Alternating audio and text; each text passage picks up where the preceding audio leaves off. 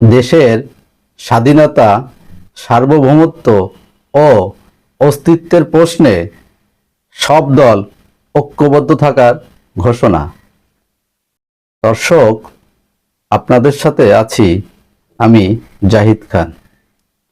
Bharat Asia অথবা দক্ষিণ এশিয়ার মধ্যে একটি বড় ও শক্তিশালী রাষ্ট্র নিঃসন্দেহে। ভারতের যে প্রতিবেশী রাষ্ট্রগুলো আছে, নেপাল, শ্রীলঙ্কা, মালদ্বীপ, পাকিস্তান এবং বাংলাদেশ, কোনো রাষ্ট্রের সাথেই ভারতের বর্তমানে প্রতিবেশীর সাথে যে সম্পর্ক থাকার কথা, বন্ধুত্ব ও সৌহার্দ্যপূর্ণ, সেই ধরনের সম্পর্ক নাই। প্রত্যেকটা দেশে ভারত দাদাগিরির মতো সম্পর্ক করার চেষ্টা করেছে।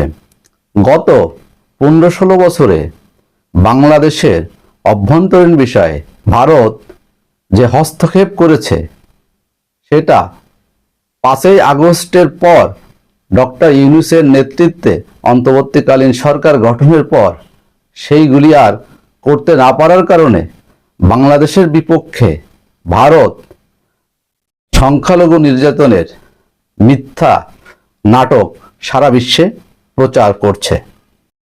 খবরে বলা হয়েছে, ডক্টর ইউনূসের সঙ্গে বৈঠকে দেশের প্রশ্নে সব দল ঐক্যবদ্ধ থাকার ঘোষণা দিয়েছে।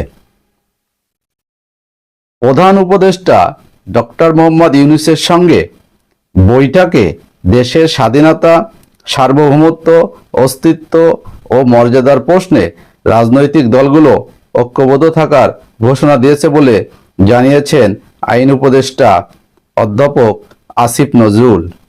তিনি বলেছেন, আজ বুধবার বৈঠকে উপস্থিত রাজনৈতিক দলগুলোর নেতাদের মধ্যে রাজনৈতিক আদর্শের ভিন্নতা ছিল, তবে সবাই দেশের প্রশ্নে ঐক্যবদ্ধ থাকার কথা বলেছেন। জাতীয় ঐক্যের আহ্বান নিয়ে আজ বিকেলে বাংলাদেশ ফরেন সার্ভিস একাডেমিতে রাজনৈতিক দলগুলোর সঙ্গে বৈঠক করেন ডক্টর ইউনূস। বৈঠক শেষে সাংবাদিকদের সঙ্গে কথা বলেন আসিফ নজরুল। বৈঠকে ভারতে বাংলাদেশ বিরোধী বিভিন্ন তৎপরতা, আগরতলায় সহকারী হাইকমিশনে হামলা, বাংলাদেশের বিরুদ্ধে অপপ্রচার, বাংলাদেশের অভ্যন্তরে হস্তক্ষেপ ইত্যাদির তীব্র নিন্দা জানানো হয় বলে উল্লেখ করেন আসিফ নজরুল। তিনি বলেন, বৈঠকে এসবের বিরুদ্ধে বর্তমান সরকারের পদক্ষেপ ও সাহসী ভূমিকার প্রশংসা করা হয়েছে এবং সরকারের সঙ্গে একত্রতা প্রকাশ করা হয়েছে। তিনি বলেন, বৈঠকে ভারতের বিরুদ্ধে আরও শক্তিশালীভাবে সরকারকে বিষয়গুলো অ্যাড্রেস করার কথা বলা হয়েছে। এজন্য প্রবাসী বন্ধু ও অন্য বন্ধু রাষ্ট্রের সহযোগিতা নেওয়া এবং আন্তর্জাতিক সংবাদ সংস্থাগুলোকে ডেকে নিয়ে আসার পরামর্শ দেওয়া হয়েছে। পাশাপাশি সরকারের যোগাযোগ দক্ষতা ও আইনি দক্ষতা বাড়ানোর পরামর্শ এসেছে। বৈঠকে ফ্যাসিস্ট আওয়ামী লীগ সরকারের 15.5 বছরে ভারতের সঙ্গে বাংলাদেশের হওয়া চুক্তিগুলো প্রকাশ করা এবং রামপাল বিদ্যুৎ কেন্দ্র সহ দেশের জন্য ক্ষতিকর চুক্তি বাতিলের দাবি জানানো হয়েছে। বৈঠকে সবাই মিলে একটি সমাবেশ করা, সবাই মিলে একটি পলিটিক্যাল কাউন্সিল করা, নিরাপত্তা কাউন্সিল করা সহ বিভিন্ন প্রস্তাব এসেছে বলে জানান আসিফ নজরুল।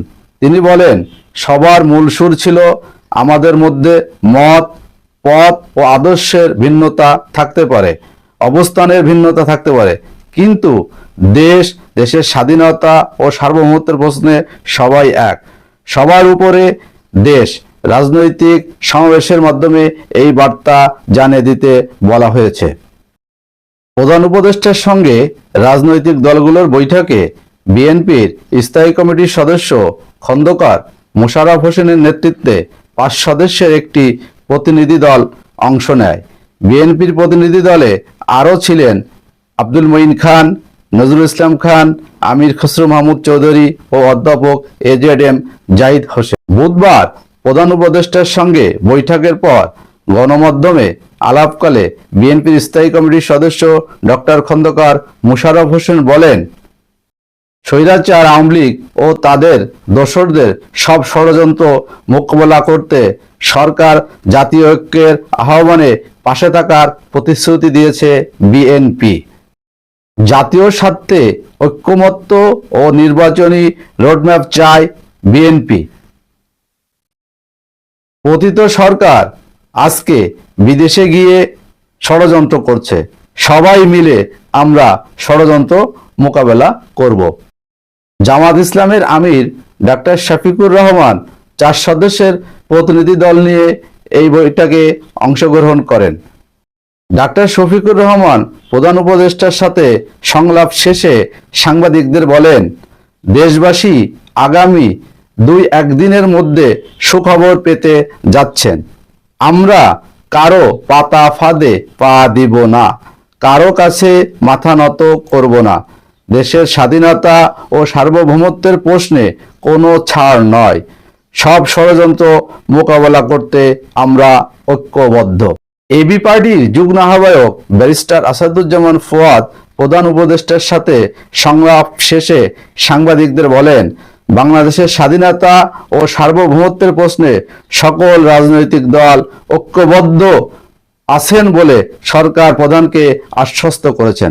আসাদুজ্জামান ফুয়াদ বলেন, আগরতলায় ত্রিপুরার বাংলাদেশের সহকারী হাইকমিশনে হামলা, বাংলাদেশের পতাকা অবমাননা এবং দেশে সংখ্যালঘুদের উপর আক্রমণের আন্তর্জাতিকভাবে যে গল্প শোনানো হচ্ছে, এ বিষয়ে কি করণীয় সকল বিষয় আলোচনায় অন্তর্ভুক্ত ছিল। বৈঠকে আরও উপস্থিত ছিলেন জাতীয় নাগরিক কমিটির আহ্বায়ক নাসির উদ্দিন পাটোয়ারি ও সদস্য সচিব আক্তার হোসেন এবং আলোকচিত্রী শহীদুল আলম আজকের বৈঠকে ছিলেন।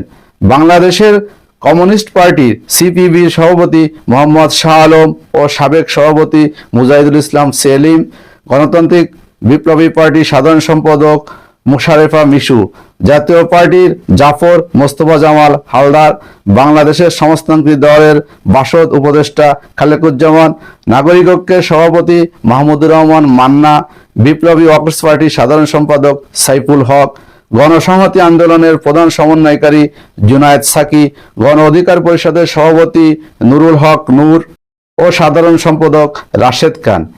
এছাড়া বাংলাদেশ ইসলামী আন্দোলনের মহাসচিব ইউনুস আহমেদ ও প্রেসিডিয়াম সদস্য আশরাফ আলী আকন বৈঠকে অংশ নিয়েছেন। এছাড়াও দেশের বিভিন্ন রাজনৈতিক দলের নেতারা এই বৈঠকে অংশগ্রহণ করেন। দর্শক ভালো থাকেন, দেখা হবে নিশ্চয় নতুন কোনো খবরে। আমার চ্যানেলটি যদি ভালো লাগে সাবস্ক্রাইব করে পাশে থাকুন। ধন্যবাদ।